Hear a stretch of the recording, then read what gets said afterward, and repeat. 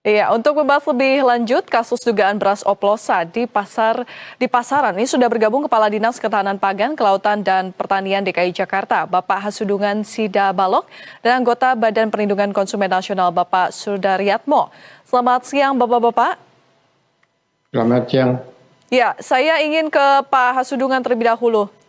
Ya, Terima kasih. Pak, kasus beras oplosan ini menyeret salah satu badan usaha milik daerah DKI Jakarta. Apa tanggapan Anda dan bagaimana konkret pemerintah dalam menanggapi maraknya pengoplosan beras premium ini? Ya, terima kasih. Assalamualaikum warahmatullahi wabarakatuh. Saya Hasudungan, Kadis KPKP Provinsi DKI Jakarta. Jadi terkait dengan kasus beras oplosan yang menyeret salah satu badan usaha milik Pemprov DKI, perlu saya sampaikan bahwa PT Food Station Cipinang Jaya merupakan salah satu BUMD Pangan DKI Jakarta yang memiliki penugasan untuk memastikan tersedianya bahan pangan di DKI Jakarta, khususnya beras. Selain itu, Food Station juga memiliki penugasan lain dalam memastikan ketahanan pangan di Jakarta, diantaranya dengan program pangan bersubsidi yang menggunakan beras FS dengan merek Setra Pulen dan Sentra Ramos. Terhadap kedua merek beras ini, untuk memastikan kesesuaian mutunya, Pemprov DKI Jakarta sebenarnya sudah melaksanakan secara rutin pengujian mutu, terutama sebelum produk didistribusikan kepada masyarakat. Sampel beras diambil di gudang FS dan dikirimkan ke lab terakreditasi seperti Saraswati atau SG yang kita kenal. Kemudian pengujian di lab terakreditasi tersebut tidak hanya dilakukan oleh DKPKP saja, tetapi juga oleh Food Station. Jadi kami terakhir melaksanakan pemeriksaan uji kualitas beras tersebut secara periodik yang terakhir kita laksanakan pada tanggal 16 Juni 2025. Jadi dengan pada hasil tersebut sesuai dengan kelasnya, yaitu kelas premium. Iya, Beras yang diproduksi BUMD DKI Jakarta ini terbukti melakukan pengoplosan terhadap beras yang diklaim premium. Lantas bagaimana beras oplosan ini bisa lolos dari pengawasan dinas terkait, Pak? Iya, jadi sampai dengan sekarang memang masih ada proses pemeriksaan yang melanggar mutu oleh Satgas Pangan. Jadi kami pada prinsipnya berpikir positif sampai dengan proses pemeriksaan tersebut berjalan kooperatif, berjalan dengan lancar. Dan kami dari pemerintah daerah berusaha kooperatif dalam setiap proses pemeriksaan tersebut. Kemudian terkait dengan pertanyaannya, terkait dengan bagaimana bisa sampai lolos atau sampai terjadi hal tersebut ini. Jadi kami secara rutin juga sudah melaksanakan pemeriksaan dan pengawasan. Jadi kalau dikatakan di luar pengawasan kami, saya rasa juga belum tentu juga hasilnya sesuai dengan pemeriksaan di Satgas Pangan atau Bareskrim itu sesuai dengan yang dituduhkan atau yang diduga. Jadi seperti itu. Jadi kita berusaha menunggu hasil saja, dan kami harapkan juga dari Food Station Cipinang Jaya kooperatif dan selalu siap mendukung apabila diminta keterangan ataupun data-data yang menyangkut terkait dengan pengoplosan beras tersebut. Iya, Pak Hasudungan, apakah ada rencana pemerintah untuk memperketat regulasi dan juga sertifikasi beras premium agar tidak mudah dipalsukan? Iya, jadi sebenarnya kalau dikatakan memperketat, memang secara rutin kami juga sudah melaksanakan sebenarnya pemeriksaan atau pengawasan. Karena apa? Karena kami juga mengeluarkan izin edar pangan asal tumbuhan yang dapat dilihat di website SIPSAT yang berisikan informasi antara lain nama produk, jenis produk, dan masa berlaku. Seperti itu. Kemudian juga kami memiliki lab laboratorium terakreditasi, di mana lab tersebut yang bertugas secara rutin melaksanakan surveillance terhadap kualitas pangan asal tumbuhan tersebut atau izin edar pangan asal tersebut. Dan upaya untuk memperketat regulasi antara lain dengan menambah frekuensi pengujian mutu. Jadi dengan adanya kasus ini, kami juga akan berusaha agar frekuensi pemeriksaan pangan asal tumbuhan tersebut juga akan kita persering, frekuensinya akan kita tambah. Oke, terima kasih banyak Pak Hasudungan. Saya ingin ke Pak Sudaryatmo. Pak Sudaryatmo, peredaran beras Ya, oplosan yang diklaim sebagai beras berkualitas premium ini jelas sangat merugikan masyarakat. Apa tanggapan Anda sebagai anggota Badan Perlindungan Konsumen Nasional dan siapa yang bertanggung jawab dalam kasus ini, Pak?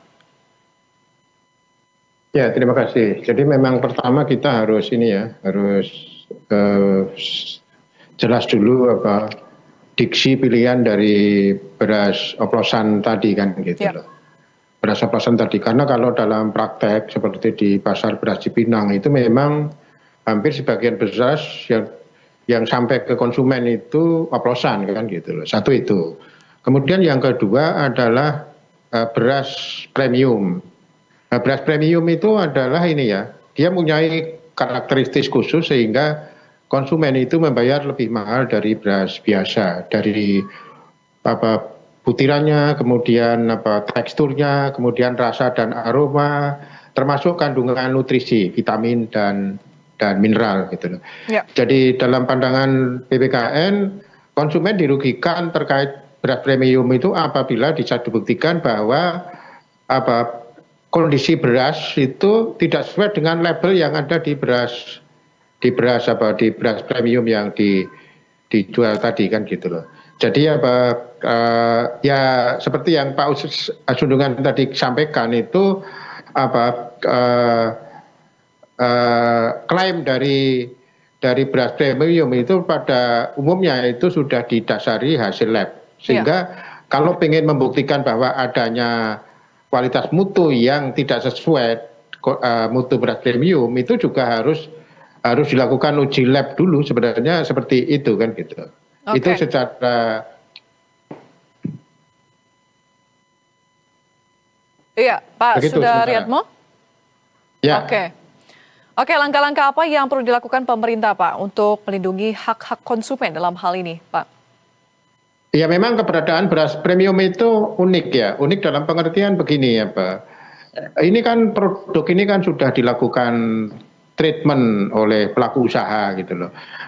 Apakah ini masuk kategori produk pangan segar asal tumbuhan atau produk pangan olahan gitu loh.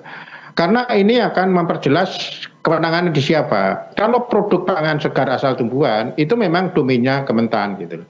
Tapi kalau dia dilakukan treatment, diolah kemudian dikemasan, dikasih labeling, dalam pandangan saya ini lebih tepat masuk ke pangan olahan dalam kemasan yang itu domainnya Badan POM kan kira-kira gitu loh. Jadi jadi pertama tadi kategorisasi beras premium itu sebenarnya masuk pangan segar asal tumbuhan atau pangan olahan. Itu regulasinya harus diperjelas. Ya. Kalau regulasinya diperjelas, ini nanti juga kewenangannya menjadi jelas apakah ini kewenangan Kementan atau kewenangan Badan POM gitu loh. Nah, ini yang di lapangan itu baik konsumen maupun pelaku usaha itu juga butuh kejelasan gitu loh.